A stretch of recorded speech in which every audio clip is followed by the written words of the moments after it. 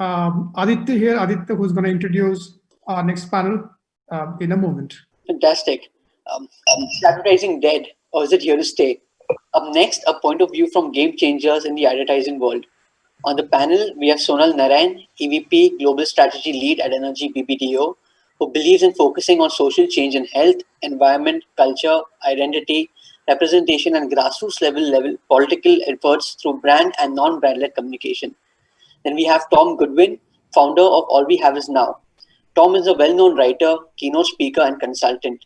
He has built a 20-year career spanning advertising, creative, digital, and media agencies, and currently advises a range of Fortune 500 companies on business transformation for the post digital age. The session is moderated by Karthik Nagarajan, Chief Content Officer at Wavemaker. When he is not on his day job, he is a screenwriter, an independent filmmaker, and the host of the Filter Coffee podcast. Karthik, all yours. Thank you so much. Hey, thanks so much. Hi, Tom. Hi, Sonal. How are you guys doing? Hi. Good. How's the lockdown been treating you? It's been driving me crazy. I had a period of going mad and then hoping that it was going to open up in July. And then we realized that that wasn't going to happen. And that drove me nuts again. But now I guess I've made my peace with it. We know this is here to stay. We don't know for how long. So just got to live with it. Yeah, I don't know how to improve on that answer other than it driving a lot of people crazy.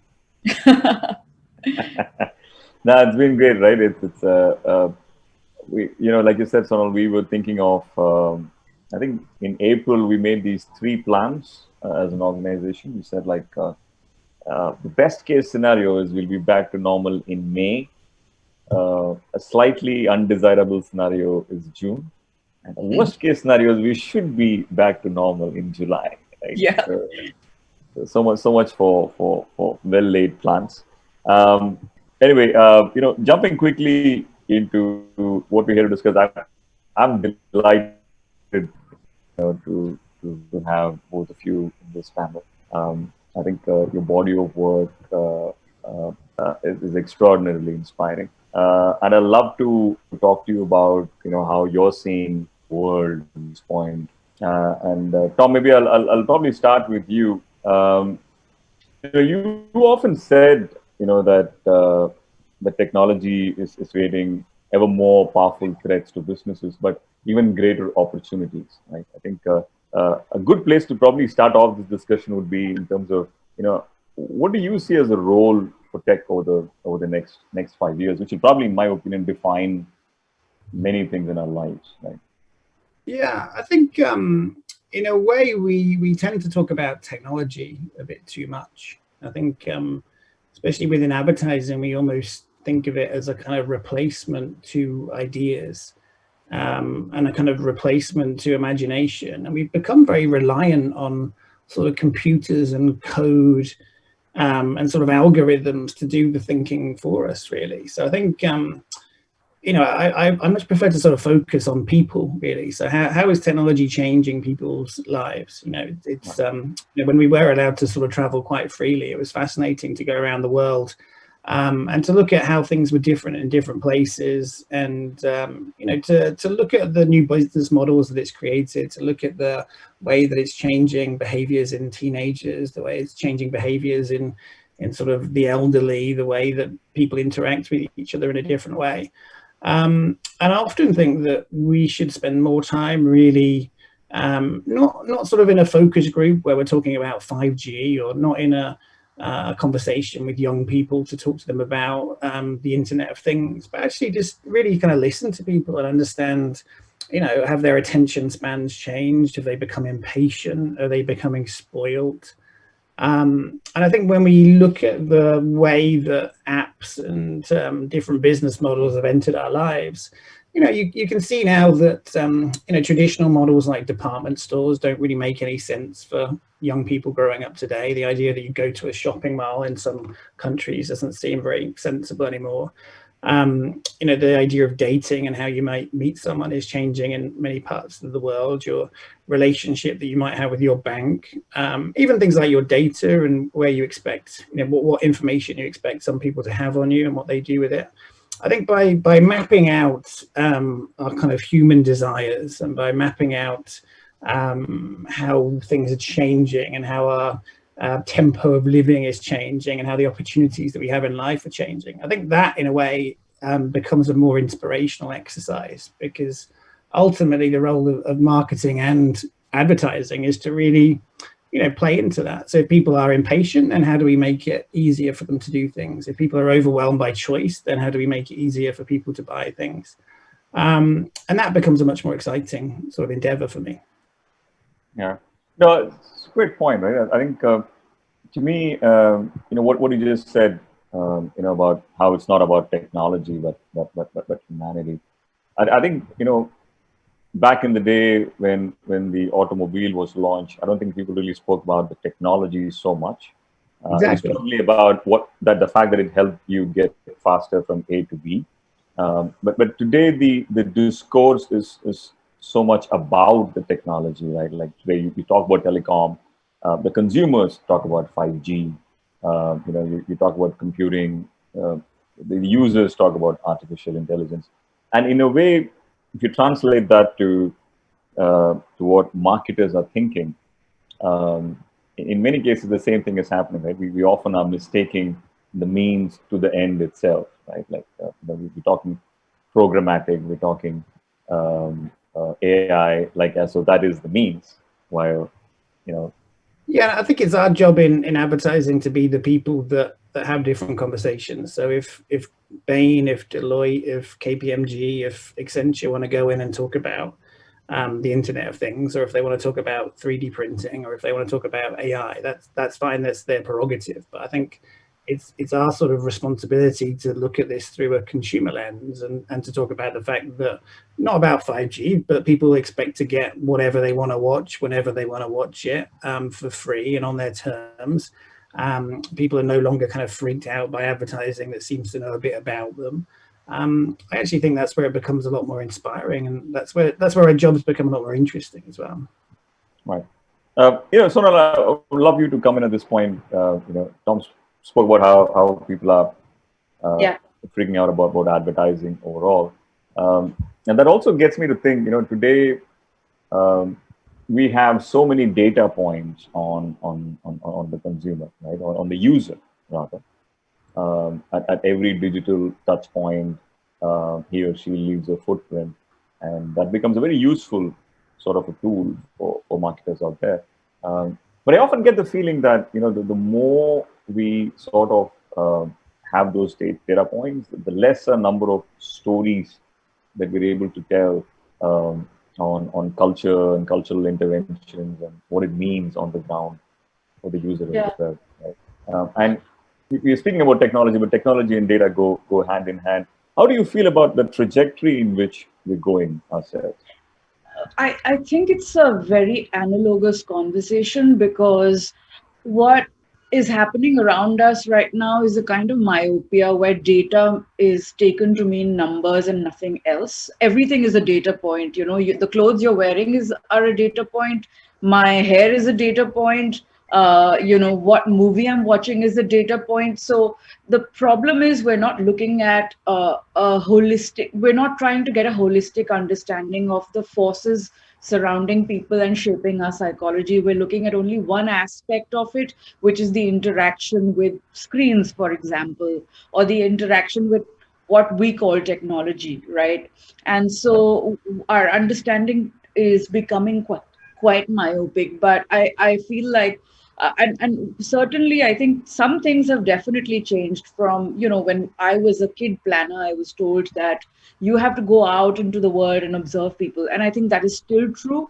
However, there are other modes of observation available to us. Data certainly allows us to observe people's behaviors in a way that gives us a superior understanding of what they might actually do as opposed to what they might tell you. But that doesn't take away the importance of understanding culture and what's happening around us and trying to link those two together, because it is what's happening around us that drives us to behave a certain way. And that's where, in a way, instinct comes in as well. Insight and understanding of what what's happening around us, and translating that into marketing and advertising product has always been about using your own internal instinct. We as storytellers have to use our ability as storytellers to be able to connect the dots. I mean, I've always said that a planner is somewhere between account servicing and creative, and we have to be semi-creative because there's no way we can imagine what the connections are if we're not able to construct these stories in our head. And so that story needs to be a more complete one, is what is the feeling that I get consistently. And I have a lot of friends who are working in research, traditional market research, as well as the new age research. And even the Facebooks and Googles of the world are commissioning qualitative research. Those people have access to the world of data. They have everything they could possibly need on our behavior. Why then would they need to do qualitative research? Because there are certain aspects of culture as well as human psychology that numbers alone will not get you. You will have to be able to connect the dots between those numbers as well as other data points, like I said, movies, pop culture, etc., to be able to understand, even politics and the economy. You mentioned Google and Facebook. I think I was going to talk about this much later in the conversation, but maybe we should just go with the flow of this. Right? In the context of what is happening, in the US as we speak with the Big Four, etc. Right? I think in many ways, like you rightly said, Sonal, they have data on every single behavior for most of humanity, so to say. If you take all of them. You put all of them in one basket. But they were all started not for this purpose. I mean, each of them had maybe Google was always destined to be something that is going to make sense of the internet. But the rest of those organizations were probably started for something else, and then it morphed into something much, much bigger. Most of them are probably not ready to play the role organizationally that they are playing in the universe today, right? They started off as a social network company. You're not necessarily designed as a global media company. Right? How do you see this ecosystem panning out over the next 5 years? Right? Today we talk about the Big Four, and they definitely own at least the data currency at this point. But how do you see this ecosystem, over the next 5 years or so? It's open to both of you, Tom and Sonal, whoever wants to go first. It's a big question. Yeah. In what way sort of do you mean more specifically? Like, what do we think will happen to the sort of media environment? What will happen to the way that people learn about their audiences? I meant, yeah. So I think, would one way of looking at it is, do you see the ecosystem as largely led by just a handful of companies, 5 years from now? Do you see it getting fragmented into multiple smaller interest-based networks, probably? Or do you see technology will play a role in a bigger disruption in this space? I think we're an interesting time in the world, because I think basically technology has entered every aspect of our lives, and phones have kind of become the sort of elements that fill up every single moment that was spare time.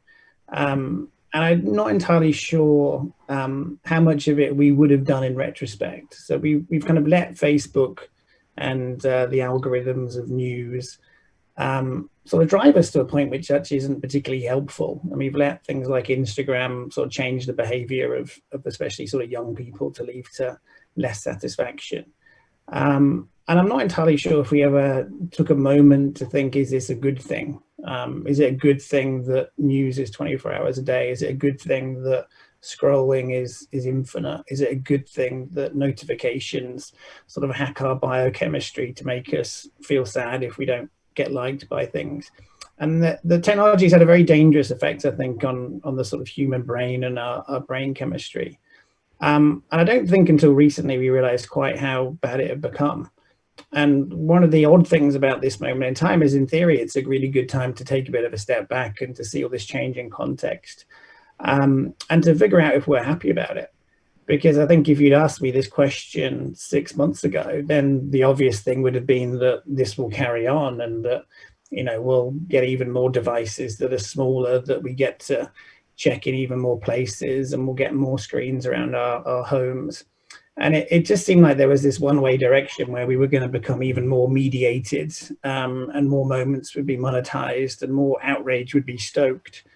And perhaps one of the good things that can come about as a result of this is just a bit of a chance to sort of reset things a little bit and just think, is this good for us? You know, is it good that you feel a bit, you know, weird if you go to the toilet and you don't check the phone? Like, is it good that you can be talking to someone and your phone vibrates and you're sort of mesmerized by what that could be? And if we do accept that this might be quite a good sort of moment to pivot, then all of our predictions about what might happen to these companies sort of need to go through quite a big change. In particular, and I'm not like a Scott Galloway that gets angry about this all the time, but the reality is that news is a huge responsibility. I mean, news is incredibly valuable and it costs a lot of money to produce. And to have a situation where people who have a business model which is based on the cost of journalism, but who then have that content taken and distributed by another company that monetizes it and doesn't pay for the content and doesn't take any responsibility for the content. Many of those business models really have to change, because what we have right now is a situation which isn't working very well for anyone. Like the current internet doesn't work very well as a consumer. I mean, it is free, but it's also complete junk, and slow and full of trackers and full of news stories that are designed to make you angry. It doesn't work for the publishers themselves because they don't get paid for their content. It doesn't work well for brands because they have all sorts of issues to do with how to reach people in the right way, and the environments are often not very premium. And if so many people are unhappy with the situation, and the only people who are happy with it are the sort of platforms that don't take responsibility, one would presume that there's an environment where we can bring about change to make a system that does work for everybody, because it doesn't have to be as imperfect as it is now, I think. But I'd be interested to know what Sonal thinks. I totally agree with you. Where I think I am, well, yearning for more consciousness of this kind is amongst people at large. And I think the government has already started to take notice, and the antitrust legislation is the first step towards the reconstruction of this space. But I feel like there is need for more awareness, and I feel like until we as a collective take action, I don't know if it is going to happen. So let's see how long this lasts. The longer it lasts, the greater the possibility. And I'm certainly not wishing for it to last, but I'm certainly hoping for the change. I think with advertisers, the first step that a lot of these advertisers took towards banning, refusing to buy space on Facebook was a good first step towards that. Yeah. So hopefully more, and if that kind of momentum picks up and starts getting amplified, it'll certainly be, it'll certainly move towards where we're hoping for it to, unless COVID takes over and diverts our attention. Absolutely, so I can't agree with you more. And Tom, I love the point you made, which is about the internet currently is not really perfect for most of us. Sometimes it's very easy to sort of forget that because we see certain things going extremely well. So it seems like a fairly orderly place, which is just full of opportunities, but in reality, it is not. Sorry to surprise both of you with the very existential question, on those lines. You spoke about COVID, Sonal. Just coming more to where we are here and now, sort of a thing. One thing that I've noticed, whether it is individuals online or there's organizations, etc. I definitely feel something has changed significantly in the collective mindset of the world, irrespective of which country you are in at this point, right? And I think that is the empathy quotient of the world. Right? To me, it probably started off with I don't know if you still remember that video from Italy where multiple people were playing from the balcony. You know, so it was a very, very heartwarming thing. And then there were so many other countries who tried to sort of recreate that moment in their own ways. And so much has happened since then. It's not been a happy year, but there is something that I feel very positive about, which is the empathy quotient being really, really high. And slowly, I'm also seeing a lot of advertisers sort of embrace that, right? And some of the research we've done during this time tells us that brands who come across as empathetic brands, who come across as they care about what's going on, not just about COVID, but what's going on in the environment, what's going on in climate, etc. They probably are at they stand a very good chance of customers sort of resonating with that. If you really look at it, this to me presents the greatest marketing opportunity since probably the cereal box, right? At the confluence of empathy and brand communications. Do you guys agree? And how do you feel about this? I can react first if that's okay with Tom. I certainly feel that, I mean, there is a lot happening, and yes, there is an upsurge of empathy as well as goodwill. In terms of what marketers and advertisers are doing, I feel I'm personally very disappointed. I don't know if you saw that YouTube video, which was a compilation of all the feel-good ads that different brands had made, and they were all exactly the same. We are going through a unique time in history, in our lived history. And in our lives. And I think the opportunity for brands is much greater than to serve up platitudes, which is what brands are doing.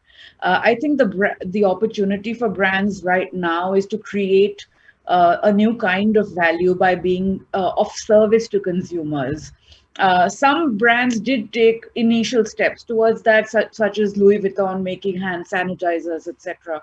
If you look at human history, if you look at the Second World War, a lot of companies that exist today came into being then because they were supplying, many essentials at that time.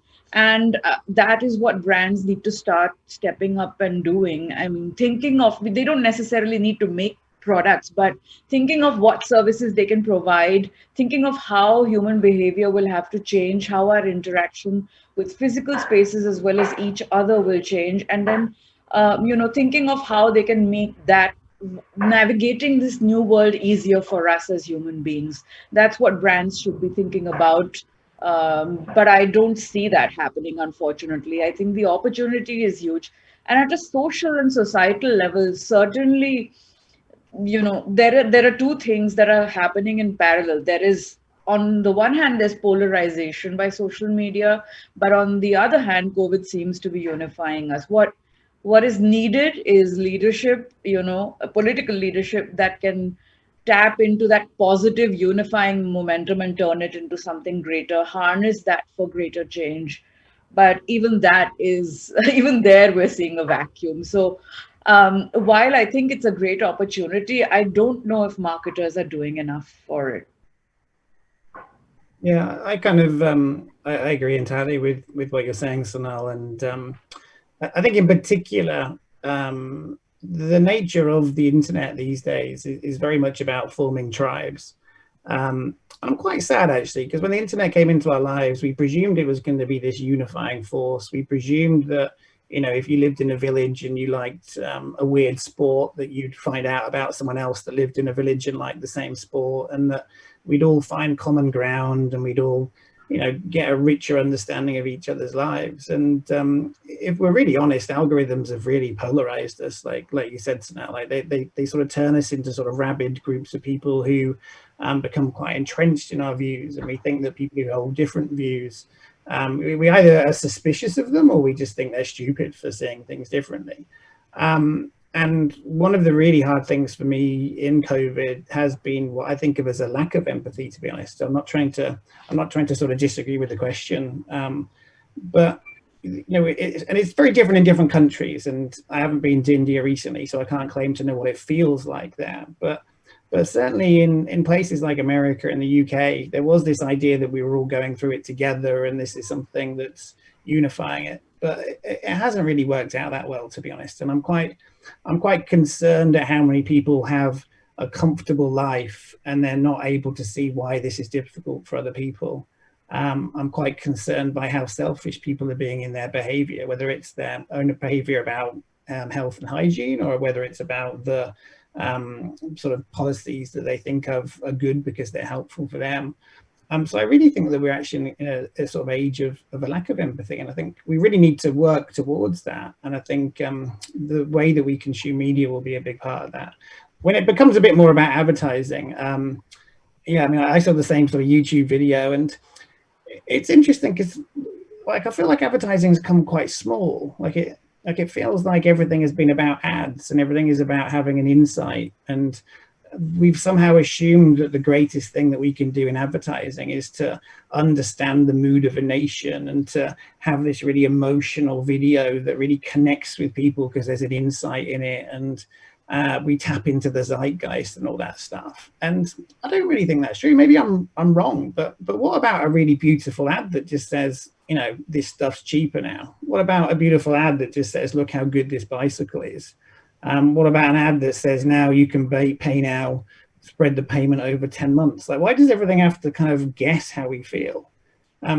Because we have all this data now, and because we've got all these algorithms and stuff, we somehow assume that it's rude for us to not claim to know everything about someone. Like, advertising these days often feels like someone running into a party and sort of saying, you know, hey, I think your name's Jeffrey. I think you were born in August. I bet you're really tired right now.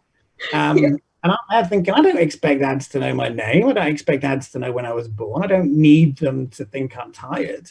Like, if you go to a party and you're trying to talk to someone, you ask them a question, or you say something generic, or you moderate your behavior to be acceptable to quite a lot of people. So this idea that somehow we should try and perfectly grab the mood of a nation, and there's no mood of a nation, there's many different moods at any one time. This idea that we should try and second guess it and then connect with people and say, we're all having a hard time now. You know, maybe someone got a promotion that day. There'll be another ad saying, you know, things are definitely going to get better, and maybe you don't think they will. I think it's a very strange time. I wish we could do like what Sonal was saying and actually rise above this and do things that are helpful. You know, find a way to pay your staff properly so that they feel reassured in their jobs, and then they'll serve people better. Find a way to create new products and services which actually make a difference to people.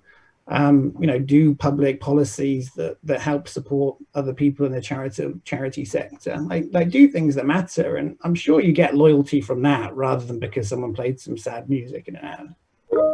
Yeah, I am not of the school of playing, you know, advertising, playing back my life to me. You know, what's the purpose? You should understand me to be able to serve me better instead of reflecting what I'm going through. Yes. The role of empathy is to not try and connect with people perfectly, but it's to make sure that you're not incorrect. So don't get me wrong, like, we need to understand as best we can the mood of the nation, but it's not so we can perfectly intercept someone's mood and carry on with it. It's just to make sure that we're not doing an incredibly happy ad, you know, moments after some big attack has happened somewhere in the world. It's to make sure that we're not wrong more than it is to make sure that we're perfectly right. Right. Yeah, I love what you said. In fact, I was just thinking back as you were talking that the automobile sector is a great example of this, right? I long for the time when automobile communication used to be all about just the dream of it. Right? There were no gimmicks, there was no customization, there was no personalization at scale or whatever. It was just a dream. Right? Yeah, I think that was a simpler time, and probably more impactful as well. But sort of to your point, you know, you spoke about that YouTube ad and all of that. We often get empathy really wrong as a brand, right? There's so many brands like Pepsi and so many others who've just gotten wrong so many times in the last few years. What is the biggest trap here? What are marketers missing when it comes to translating empathy into a brand image? Like I said, I think empathy is why should we have empathy? I think empathy is the basis of it's marketing 101. You need to understand your consumer to be able to serve them well, rather than playing back their life to them. I think what is happening, so two things are happening, I think. One is this mistaken notion that we can change society and we can change the world by taking on these purposes and standing for things, social values. And it's all really well and good to say that, but a lot of these brands are exploiting those, are on the wrong side of the fence, even on those causes that they take up. And so that feels hollow. And that kind of understanding of what society is going through feels very self-serving. And brands are using that in a very self-serving way to make people think that their brand stands for the right thing so that they can buy the product, as opposed to actually doing something to help the cause or help the issue. And I think Nike is a great brand, but I think sometimes the things that they do really fall flat. It was great that they did that ad with Colin Kaepernick, but Nike and the fact that they support Black Lives Matter, but Nike is a brand that has the percentage of Black people in its company is like shockingly low compared to the proportional representation in the population. So that is one way where this kind of where this empathy is being misused. And consumers are smart enough to see that actually today. The second way in which this empathy is being misused is just the what we were discussing just now. This habit of playing back to the consumer what they think their consumer is about, and then expecting them to buy the product at a time like this, especially when you should be adding more tangible and economic value to the consumer's life. I think sometimes, the more purpose-driven advertising you do, the more it feels distasteful, because it feels like you're trying to make me cry just so I can buy your product. You're showing people being exploited just so I can, buy your product. And that is wrong, absolutely. It's exploitative behavior.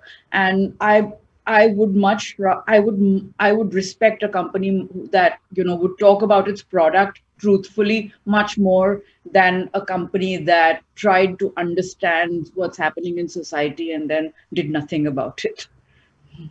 Yeah, I don't really know how we entered this environment where people can go on stages at conferences around the world and talk about the fact that people care about brand purpose. And then they don't really tend to show much evidence that that's really the case. Maybe as an industry, we're having a bit of a sort of existential crisis, and we feel bad about selling cigarettes all those years ago. And now we feel like we have to go around sort of creating brands as religions or something. But the most common thing that I think of as I do my job is that our clients have to be reminded that no one really cares about their brand that much. There probably are 1 million brands in the world. Maybe there are 10 million brands in the world. And if you ask people to write down, I've never done this, but we should try it sometime. If you got people to write down, 30 brands they really care about, people would probably get to about 7 or 8 and then start thinking of things they don't really care about. I mean, do people really care about their brand of shampoo? Do people really care about their brand of laundry detergent? They'll choose it because it's top of mind, and they'll choose it because they think it's going to be good enough, but they don't really care. And when we talk about brand purpose, everyone's very quick to talk about Patagonia, and then everyone may be quite quick to talk about Dove, and then maybe people might talk a bit about Nike. But it's not like there's a long list of brands that have a sort of history of doing this stuff brilliantly and in a sort of non-disingenuous way.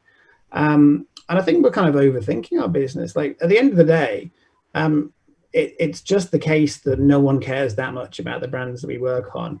But that doesn't mean that what we do isn't incredibly important, because what we have is a tiny, tiny moment of time to occasionally insert a tiny amount of information into a customer's head. And that thing is very precious, and that really matters. And that means that our jobs do matter, and what we do does count, and the skills that we have are very valuable. But we have to be realistic that we can probably, over a 10-year period of time, tell people that BMW make beautiful cars of your dreams, like you said before, Karthik.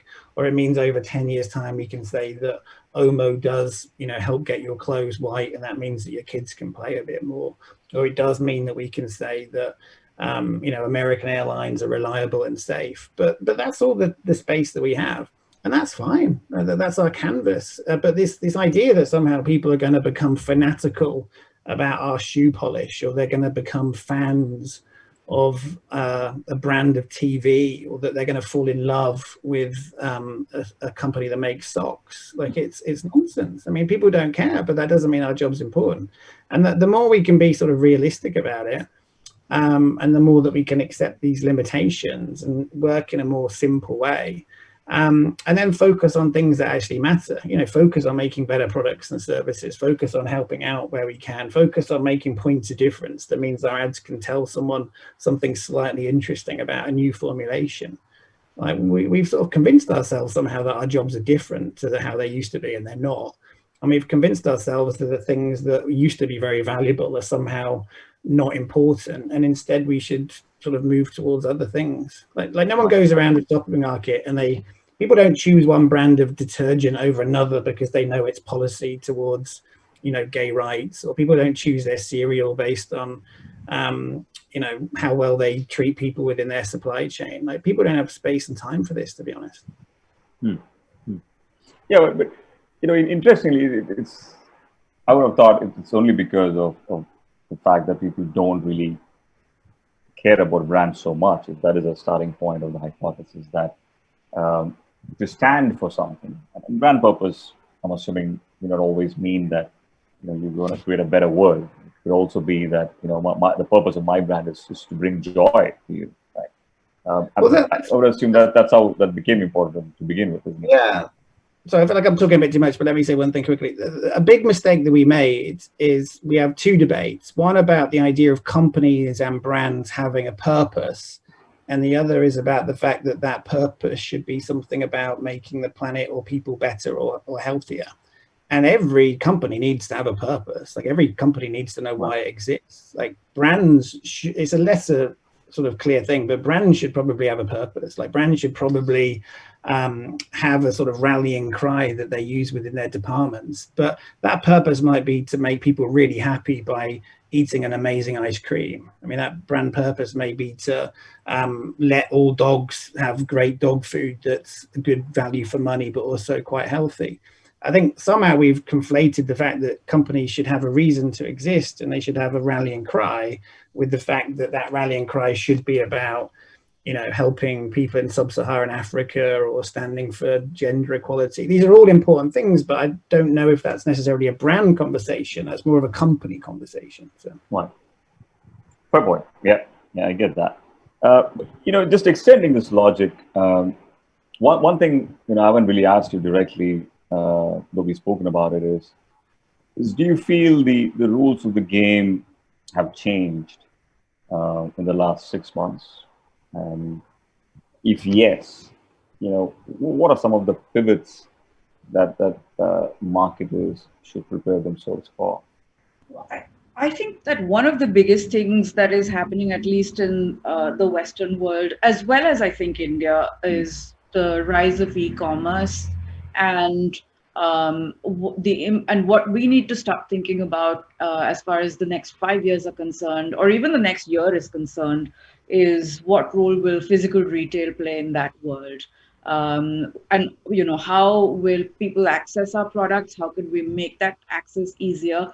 How can we make that access safe? Actually, that's going to be the most important concern on people's heads in the next 6 months or a year until we have a vaccine for COVID. And I think then the other thing that is happening, at least this is something that I'm seeing around me in America, and we also saw a study that confirmed it, is that people are slowly getting used to a lifestyle in which they're not going out so much to restaurants, to movie theaters, etc. And because of that, saving a lot of money. So our ideas of entertainment and leisure and what we thought were experiences worth spending money on might also change, and there is also a realization that time spent at home, time spent with yourself, time spent in indulging yourself in your hobbies, etc., is much more enriching than a drink at the pub or mindlessly watching trash on cinema. I mean, trash in theaters. So I think that is another big change, and people's sense of what's worth paying for, what's an experience, what they're living for, in fact, even might change. So that's something we need to think about. I like the last line, what they're living for. Can you expand that a little bit? How do you mean it? I mean, we live in a consumerist society, let's be honest, and which makes us believe that the purpose of our existence is to acquire more and more and more. It had shifted to experiences, but even those experiences were very consumerist in nature. I feel like there might be a realization that and this is going to sound slightly philosophical and spiritual, but there might be a realization that the source of our happiness perhaps lies within ourselves, and we don't have to chase brands and spend money to attain that happiness. It's got to be a billing impact of this panel discussion very soon. Sorry. Yeah. Tom, going back to you, did you feel like some things have changed for good? What is the pivot you It's been an odd few months, actually, because when everything sort of first swept across the world, for a very short amount of time, I was extremely anxious. I saw this as being a huge health tragedy that would have enormous health implications for us. And then relative to the predictions that were made, things didn't seem anything like as bad. So for a while, I was very confused by the degree to which people were saying the world would change. Like, when people were talking about the fact that people were going to buy homes in the countryside, I was laughing at that. This idea that people would work from home in a more significant way forever, I thought was ridiculous, because it seemed very obvious to me that it was going to be a very short, sharp shock, and almost in a problematic way, it wasn't going to be long and deep enough for us to ever really get to self introspection. It wasn't ever going to be significant enough for us to decide that we were living sort of frivolous, sort of empty lives before. So I for quite a long time just presumed that everything was going to snap back pretty quickly, because we did build the world that we had 6 months ago with the sense that we liked it. Like, we weren't going to sort of cinemas watching crap movies because someone sort of injected us with something that changed our personality. We weren't being dragged there against our will. We went there because we were bored and we liked watching cars explode. So I just presumed that we were going to snap back very quickly to that. And the longer this goes on, and the longer that I see people sort of behave quite differently and ask quite big questions about their lives, and the longer I see places like New York and Chicago and LA and London sort of empty out with talent, and the longer that people seem to accept the current world, to get to the much shorter way to answer the question, I've got no idea. I've really got no idea what's going on. I still maintain that we will snap back to things before, because I do think that, we like buying things that we don't need because it makes us feel a bit alive. Like, we like going to expensive bars and taking pictures on Instagram because we like to show off. We like to relax by staring at our phone and being sort of paralyzed by both boredom but sort of stimulation at the same time. Like, we like these things, And to sort of somehow think that people are going to just take up yoga and not look at a screen, I thought was quite naive. But I have no idea. I think everything that Sonal said was actually spot on. I mean, I do think that the questions about e-commerce and physical are very interesting, but I've got less confidence now in what I think will happen than I've ever had in my life before. So. Right. Now, I resonate with a lot of things you said there, Tom. Even, I was a strong proponent that what was happening is fairly temporary. We're going to go back exactly to the way we are. That was until June, July, and yeah. I think just to complete the sentence that you had started, I think the longer we do this, the less attractive, in a way, the previous world or some elements of it seem to be, right? It's almost like I think we're creatures of habit, and like for the longest time, I was trying to convince myself that this is not permanent. I was pretending to live life normally, pretending to go to work every day as I move from one room to the other. But now, I don't know. So, yeah. I mean, it's still well within my imagination, and it's still what I think is the most likely scenario, and that's that when there is a moment where there's a reason to believe it's okay to flip back to how we were, and that'll either be because there's a vaccine, it'll either be because some important person makes a statement that makes people feel something, it'll either be because data comes out to say something, but there will be a period of time where things change a bit more normal. And it may be at that point, we don't even remember this phone call. Like it may well be that this has been so sort of traumatic that we almost wiped this entire year of learning and oddness out of our memory. And we flip back to how things were without any real memory of how good stroke bad these times were. So, yeah. But it does. Yeah. The only thing that I would say to that is, like, when the plague happened in Europe, it was followed by the Enlightenment, right? So these moments in history are certainly culture shifting, and so there might, yes, of course, there'll be a need to return to normal. But having tasted the other side, there might be things that we shift about, change in our behavior as we get back to the normal world, and things that we might reassess. Right. Yeah, beautifully put, actually. Aditya, I'm losing track of time. I don't know if we have time for one quick round of chat. Let me know when you can. Tom, I wanted to, we started off with technology, and I wanted to sort of come back to that because I think it's probably going to define many different aspects of our life as we move forward.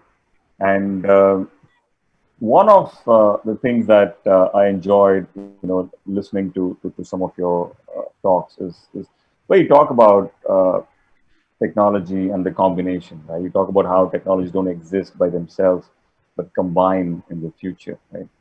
I thought it'd be interesting to talk about what technologies do you think are you most excited about as a combination where it could go beyond the sum of the parts? This is quite a disappointing answer, actually. But I think everyone who focuses on innovation and focuses on technology talks about it as if somehow in 2 years' time we're going to have all this new stuff, and all this new stuff is going to make amazing things happen. And that will happen because we don't have amazing stuff now. And if only we had 5G, if only we had drones, if only we had sort of better battery life, things would be different. I actually think we have all we need now, pretty much. I mean, the reality is that the experience of signing up for a bank account could be amazing. The experience of ordering groceries online, could feel incredibly pleasant. You could have items sort of suggested to you automatically. You can have things that your friend likes sort of pop into your basket at a reduced price because they suggested it. You could have recipes that are suggested to you. The mobile phone is absolutely amazing. The main problem seems to be that most companies enjoy sort of tinkering with things, and they enjoy sort of incremental solutions, and it's not really possible for them to do huge sort of leapfrogs. And therefore, the largest industries in our lives and the most important ones tend to be the most, the least changed. So healthcare, the process of getting health insurance or getting anything done in the US or even across Western Europe is a very challenging procedure. And the process of buying a house is awful. Even the process of buying a car is horrendous. And I actually think that what really needs to happen is we need to have a much more sort of adventurous and ambitious attitude towards how good these things could be. Because there's no reason why looking around an apartment to rent can't be a wonderful, frictionless experience full of delight. There's no reason why tracking the shoes that you've ordered coming to your house and opening the box of shoes can't be a delightful moment. So I'd almost rather us sort of focus really on what we have now. That's kind of why I called my company All We Have Is Now, actually, because it was sort of based on the idea that we've got all we need. There are interesting things ahead. I mean, the open banking system across Europe is quite interesting because it starts to look at data and the architecture of data and how it can be containerized and how information can kind of flow from one system to another, and the way that a platform like Shopify allows integrations or Slack integrations. That sort of philosophy of thinking about data, which is a bit like Web 2.0 actually, I think that's quite exciting as well. But yeah, I mean, I still feel that our mobile phone, and maybe it's WhatsApp, maybe it's text messages, maybe it's email. I feel like so much can be done in that space already. Right. Yeah. Well, what are you most excited about, Sonal, when it comes to tech and some of the things that, from your vantage point, you're able to see in the horizon? I don't know if I'm excited or if I'm just, I don't know, I'm wary of technology taking over our lives because, as Tom said, there's so many deleterious effects that have, changed the world. And I don't know, I look at the future with some skepticism, and we've always been excited about the future. We always, as human beings, plan and imagine things that are wonderful, but what ends up happening is probably not all of what we imagined, and neither is it as dramatic as we imagined it to be. So and for Facebook, certainly when Mark Zuckerberg started, it didn't have a clue that he would end up creating the impact that he has created with the thing that that the platform that he built today. So I don't know. I think I look at the future with a lot of skepticism, and there's no one thing that I'm excited about. The only thing that I'm hoping for is that we will realize that we've let technology drive. We've let technology drive us, and it was built to serve our needs. And if we can harness it for that instead of letting it shape our behavior, then I think that's the future Right. I would, look forward to. I love the fact that all three of us are realists when it comes to technology and its prospects in the world. You spoke about how you are a little skeptic about what's coming to us. So one of the things, and this probably is a good last discussion for us to have, is as we talk about consumer behavior, as we talk about advertising, which is really the core of the session. One of the things that really struck me is the fact that for the first time for me, I feel mortality is broken into the top 5 top of mind things, right, for the consumer, right? Because every day, whichever part of the world you are in, your headline is basically X number of people died, Y number of people were infected. And it's not just that, I'm sure all of us have experienced a rise in the frequency of losing a loved one or someone even in the last 6 months. Right? What do you think this is doing? I feel somewhere that there is a big impact this is having on our perceptions overall, right? And a lot of that will also translate into how we should fine tune our communications as marketers as well. But to begin with, what do you think is going to be the impact of this particular trend? It's a difficult question to answer. I think death is something we instinctively avoid. And even when it is in our face, we somehow believe it's not going to happen to us. I have certainly, perfected that art. In terms of how does that affect, I mean, what is it changing? I don't know. Maybe it's changing the way we're approaching every minute of how we live, and trying to be closer to our loved ones and connect with them as often as we can. I mean, one thing that I've started doing is talking to my mother every day, because she's alone in India and I'm in the US, and who knows what will happen tomorrow. So but in terms of brand communication, I don't know. I haven't ever seen a brand take on issues of death and mortality. Yeah. I do think that this what you described as the surge of optimism is probably that. It's probably a reaction to that, because when you see so much negativity in the form of death and numbers of people dying, there is a need for us as a society to think about things that make us feel better as a buffer to that, right? So Right. I think that is what happens, and I guess that's probably why brands also jumped in and took part in that celebration of our humanity, which was intact even though the disease was decimating us. Yeah. Just to clarify, I didn't mean death like in a literal sense. What I meant like is the lack of permanency of how we see things. Right? Like whether it's a Yeah. car or a house or a trip.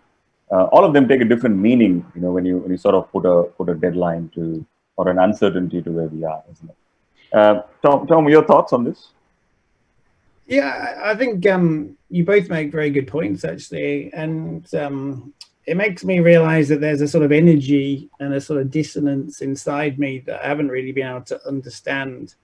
But now I think I understand a bit more, because there's a very big tension between it being never more apparent that, our lives are not forever, certainly in the way that they are now. And then also the inability to really feel alive at the same time.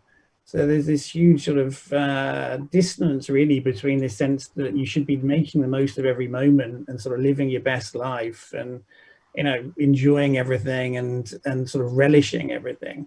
And then to be in an environment where you're not really able to do that much, where, going to a comedy club would not only be sort of illegal right now, but it would also be seen to be sort of quite antithetical to the spirit that you're supposed to have now. To even smile at sometimes feels sort of like you're being disrespectful to the hardship that people face. And I think these are very complicated times. I think there's a lot of energy within us, and there's a lot of people that think they're going a bit crazy. There's a lot of distortion of context and a lot of distortion of perspective. And I think it's so problematic that the brands probably shouldn't try to tap into it. There's definitely going to be a focus on wellness and, how can we ensure that the health of our bodies is better able to sort of be prepared for this in the future. The idea of sort of time is quite interesting, because I think a lot of this moment's been about patience, and it's been about sort of enjoying things which are simple and slow.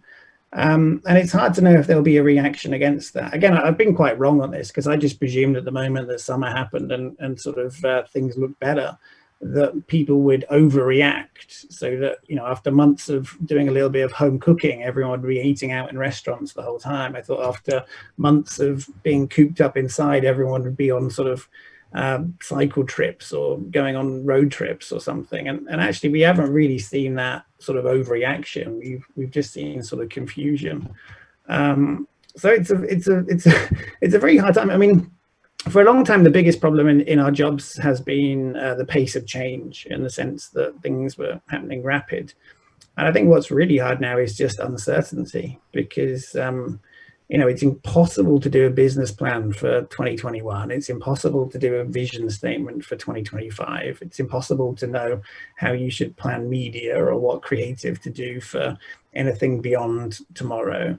From a personal perspective, it's impossible to make any plans about where you want to live or where you want to go on vacation or how much money you should spend on a car if your car's about to come up for renewal. So it's a very, very hard time to do any form of planning at all, I think.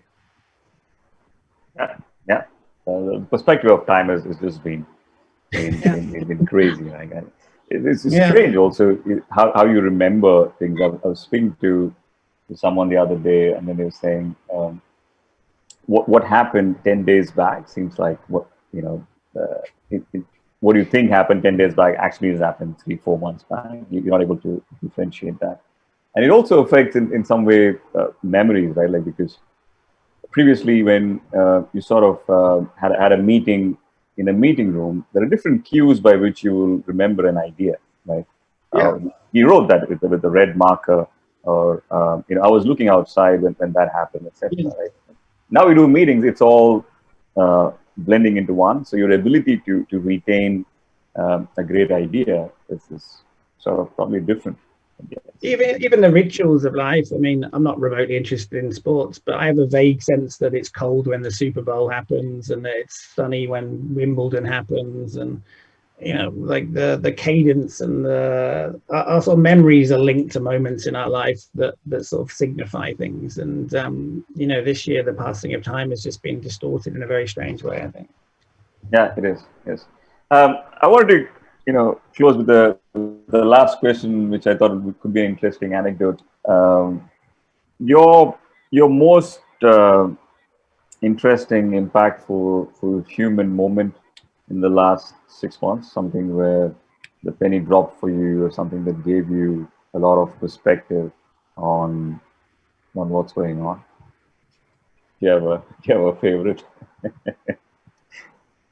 I don't think I've got any perspective on what's going on. I think in a way, my problem is that this hasn't happened. Like if you, our jobs are normally to sort of take time away. Like I quite like flying, mainly because you get to sort of rise above the planet and you get to sort of look down on it, and you feel like you see context and you feel like you can see how things relate to each other. And yeah, the reality is that without getting too sort of philosophical and literal, like when you are on a Zoom call, like your focal point is very small. Like your whole window just becomes this thing here. Yeah. And our lives are about being outside and observing people, and seeing new fashion that goes into stores, and seeing new albums get released, and seeing how news topics change and what people care about moves on, and sort of subcultures form, and comedians make jokes, and people write books about new things. And we're very privileged to work in this industry because it's fascinating. And it's not only that the sort of plane hasn't taken off, it's that the sort of fog's come down and we can't really make sense of any of it, really. Yeah. Sonal, you have a different answer? No, I think I agree with what Thomas said, but I think there was one story that actually scared me at the same time as, made me feel hope. But my brother, who lives in China, we would keep telling me stories about what was happening in Wuhan. And China, of course, in the initial stages was in complete lockdown, which was of a kind that was very different from the lockdown we're seeing in the rest of the world, because they're not a democracy, so they can impose like stricter rules and carry through with them. So he talked about people in Wuhan, especially one taxi driver or one person who would wear, who would wear plastic raincoats, etc., had his car all covered in plastic, and his only job was to take sick people from their homes to the hospitals. And he basically, that's all he did during when the outbreak was at its worst. And that was a story that really scared me, because it made me think about how bad the situation must have been over there, that people couldn't get to the hospital. And also gave me hope, because there was this man who was endangering himself and using everything he had at his disposal to help others. So yeah, that was a story that gave me some hope. Beautiful. Yeah, that's a good place to sort of to end this discussion. Aditya, do we have time to take any questions that there might be? We do have a couple of minutes. There is a Word document with some questions from the audience, Karthik, out there you can download. Or I could just paste them on your screen. Sure, whatever's easier. Sorry, I didn't see the message. I haven't downloaded it yet. I have it downloaded. I can read out the first question if. So what's Tom's view of the improved internet experience? From Mark Davidson. Not sure whether I'm pronouncing that correctly.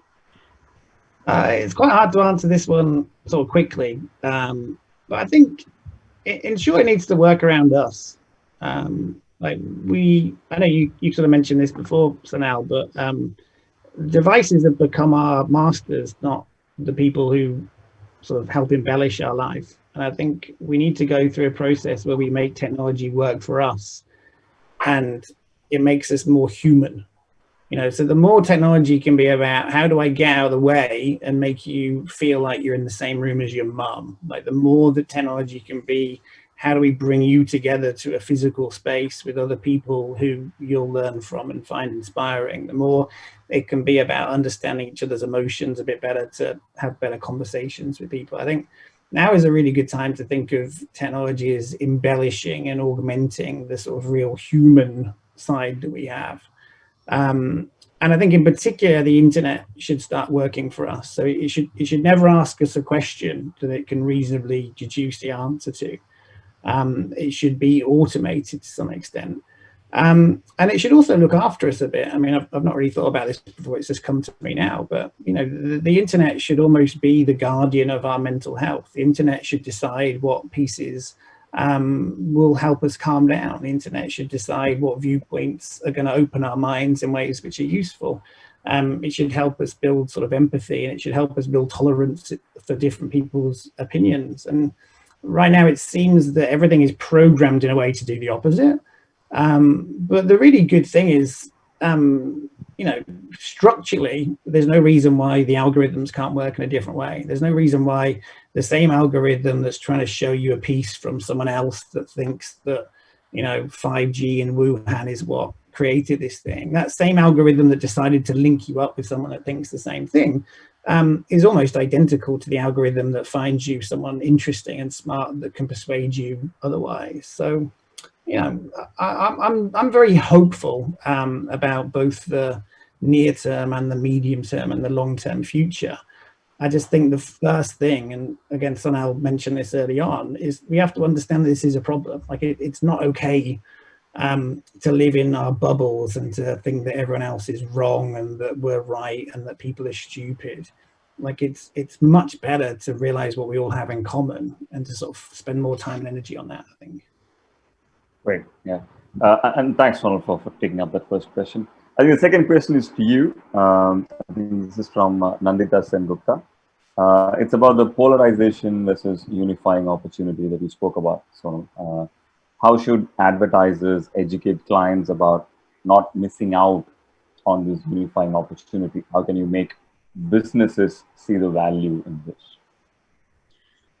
I think going back to the point I was making earlier, I think if businesses can create real value for people in a time like this by helping them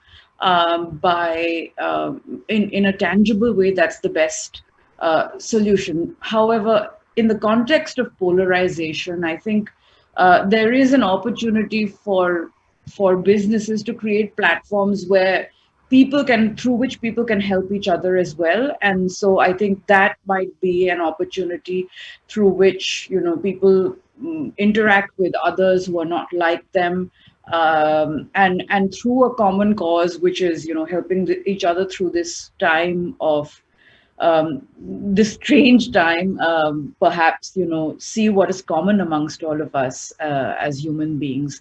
But I do think that for that to happen, one business on its own can't do something like that. It will require, you know, businesses coming together and doing things that, you know, bring us all together. Yeah. I love this next question, and I think it's for both of you. It's from Jonathan Cook. there an issue with the name of this industry as advertising? Is there an issue with the name as subconscious self-preservation is, I'm sure, leading people to justify the importance of traditional models, right? So basically the question is, would you see the industry renamed to help combat this? If so, what might you call the industry in a more truer or holistic sense? I don't know if there's anything wrong with the word advertising. I think it's a word that has come to acquire a lot of connotations as time has gone by. On its own, I think it's something we as human beings have done since the beginning of time. We, in order to survive, have to earn a living, and in older times, people sold products, or or barter was how they earned their living, and they had to talk about what they were selling, and it's something that has always existed. I don't know if there's a problem with the term. I think what has happened, at least in through my limited experience and worldview of creative advertising, is that advertising somehow means a 30-second TV ad. But actually it's much more than that. Yeah. I think I think we're talking about communications and marketing communications. That's the broadest sense of the word, and that's what agencies actually need to start moving towards. I don't know if we are.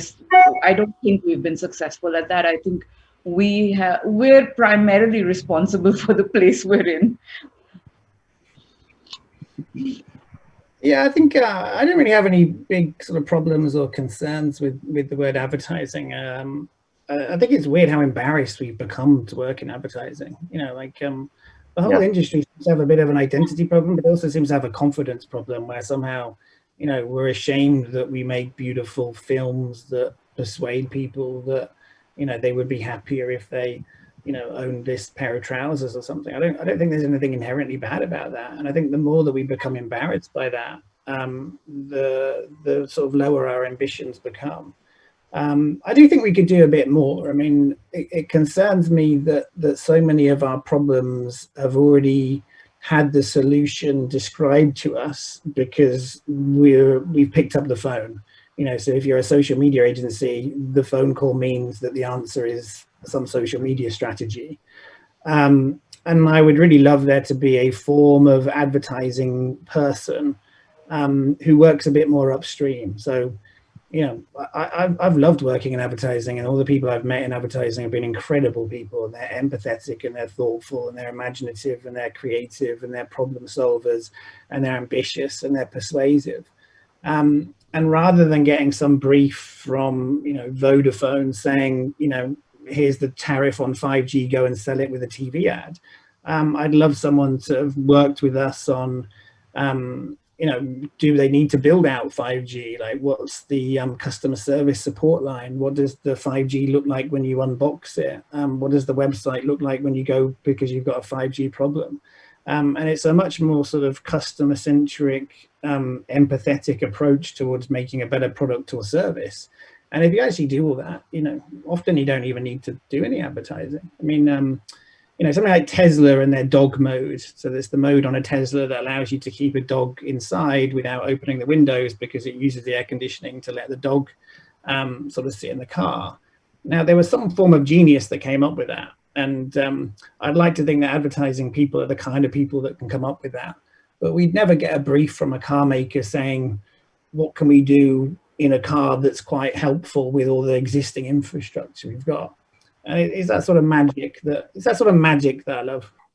It's interesting that you say that the fact that people pick up the phone and call an advertising agency or a social media agency also closes clients' minds to solutions, actually. So, I mean, this is from my experience when we were when I was working at Ogilvy, Singapore.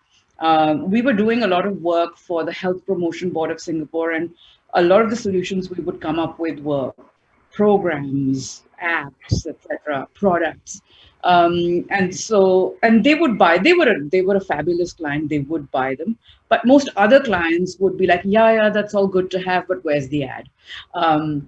And it was for that purpose that it became necessary for us to start a separate unit almost, Ogilvy Ogilvy Change, through which we started creating all of that, you know.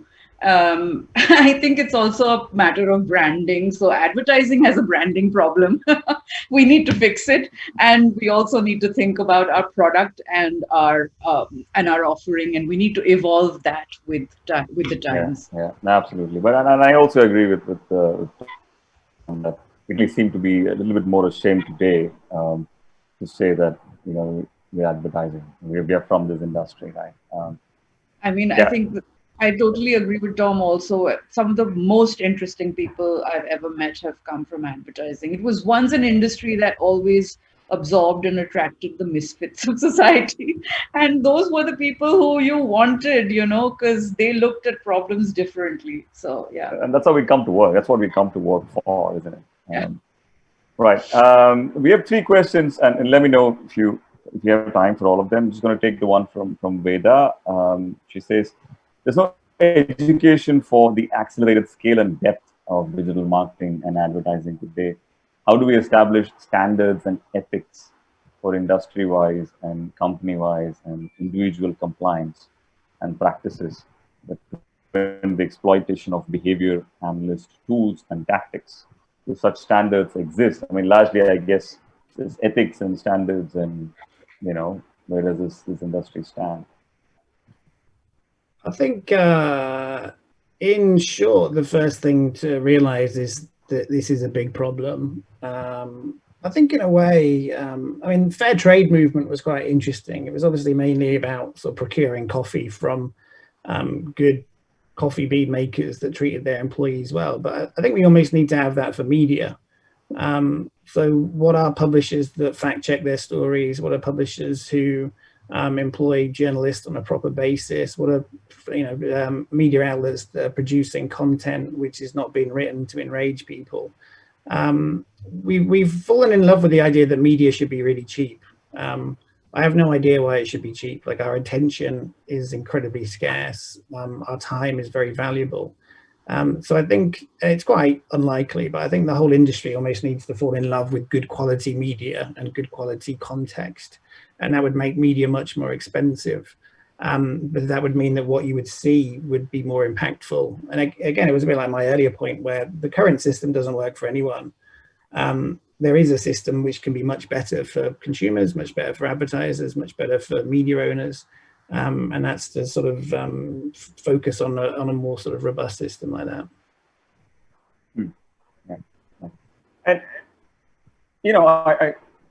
I also feel like we do a lot as an industry.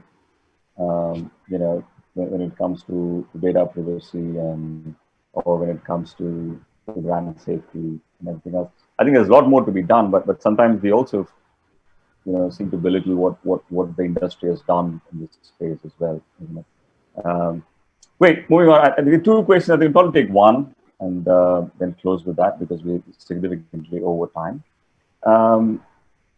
Okay, this is from Goga, and the question is BMW versus Mercedes, cat people versus dog people, tea versus coffee. Perhaps polarization has always been around and will always remain. What if social networks just make these groups more visual, birds of a feather flock together sort of thing? Yeah, I mean, I think there's harmless polarization of BMW versus Mercedes and what's happening today, isn't it? I think we've weaponized points of view at this point. What do you guys think? I can either answer this in about 20 seconds or about an hour. And don't worry, I'll do the 20-second version. We used to know that we were not alone in thinking our thoughts. So if you were a little bit left-wing and you went to the local store, you would see your newspaper, which was The Guardian, and you would buy that. And you would read stories which spoke to your worldview. But you knew that other newspapers were out there. You might even catch a glimpse of the Daily Express or the Sun or something. So you kind of felt correct in your worldview, but you knew that others existed. And the lethal thing about the internet is it's like the entire world becomes only full of your worldview. So all you get to see are people basically saying you're right, or people saying, actually, it's even more like you think than you think.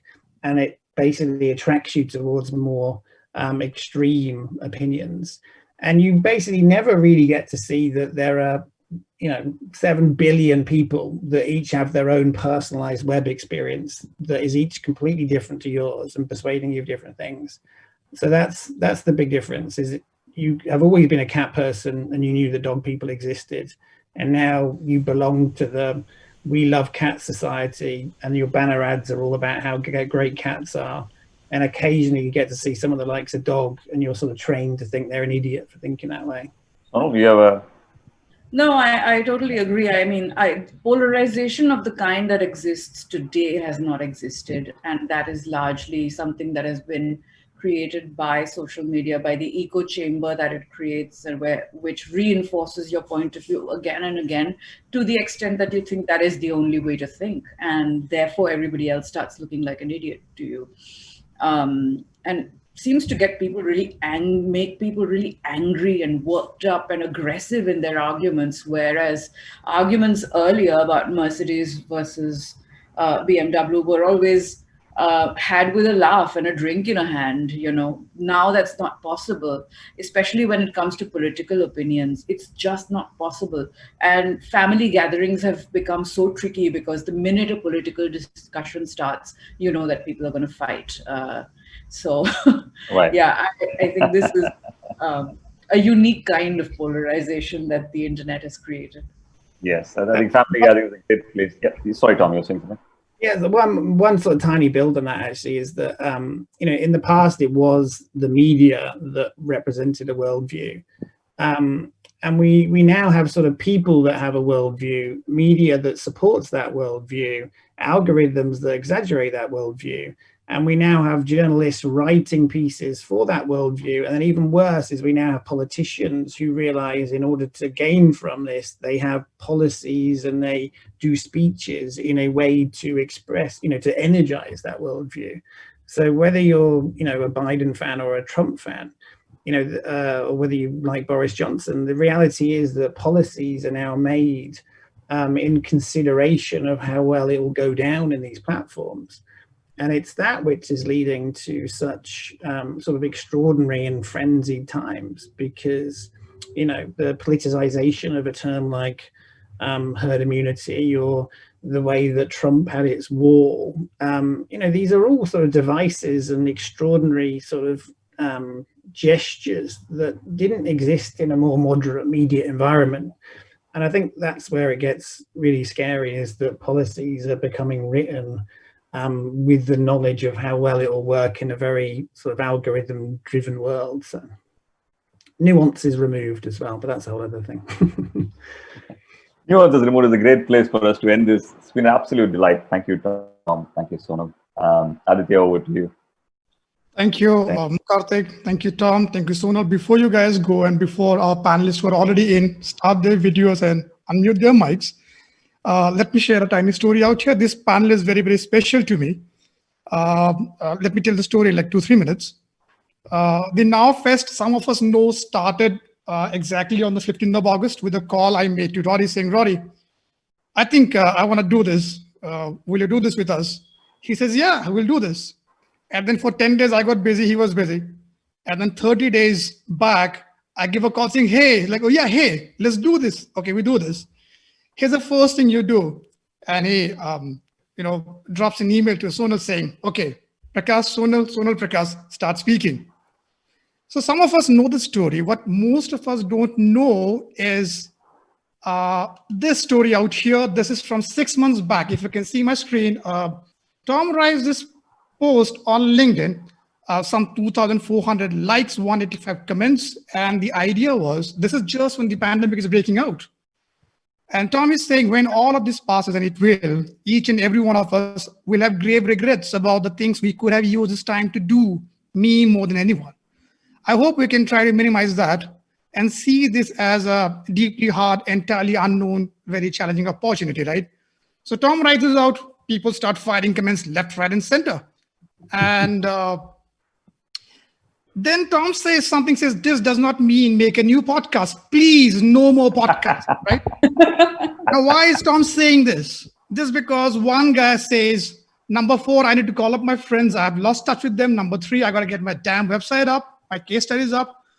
Number 2, I got to codify my framework. But number 1, I think I got to work on the webinar and the podcast, which I've been planning on. And then Tom says, no more podcast. Now, I read that comment. And on the same day, as luck would have it, I listened to this podcast by Karthik.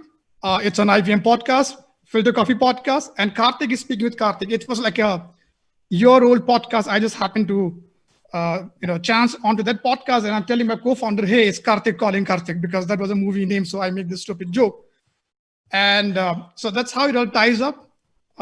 There's a story of Sonal, there's a story of Karthik, there's a story of Thomas, how it all tied on together. And Thomas says, a lot of you really, really hate this message. A lot of you love it. Why don't we compare notes on how things are in 12 months, Tom? It's only 6 months. Thank you very much for what you did out That there. was fascinating. That was a Thank you so much, Karthik, for this fantastic panel that you moderated. And Sonal, thank you so much. Yes, people are, I think, saying Sonal's point of view is so, so honest, so refreshing. And I noted, Karthik, they said, I think we're in trouble with billing now. But thank you so much, guys, for being here. Absolute pleasure. Dr. Soni, you could start at any moment now. We'll sign off and the next panel is all yours. Thank you. Yeah, guys. Thanks for making it happen. Thanks.